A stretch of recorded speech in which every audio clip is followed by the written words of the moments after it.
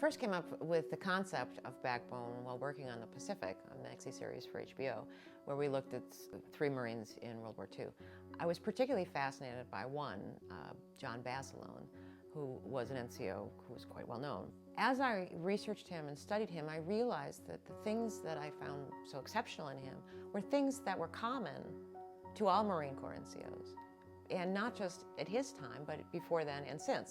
All of us can learn to be small unit leaders, and it's useful everywhere, whether it's something in work, whether it's your church group, whether it's how you volunteer, or how you raise your kids. We're all small unit leaders at some point.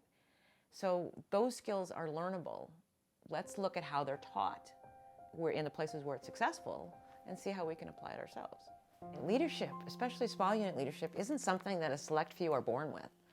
All of us can do this. All of us have these abilities in us. It's evoking it. It's not creating something new. All of these NCOs in my book are quite different. Some have college degrees and advanced degrees. Some never graduated high school. Some were born in foreign countries and didn't speak English until later in life. All of them were different. Some were very poor. Some were very privileged. None of that matters. What matters is that they chose to follow this, to learn these attributes, to develop their leadership potential, and we all have it. I mean, the beauty about looking at the attributes of leadership is that they're timeless, that it doesn't matter what situation you've been put in to lead, that you have these touchstones that will always be there for you and are consistent regardless of the circumstances or the history.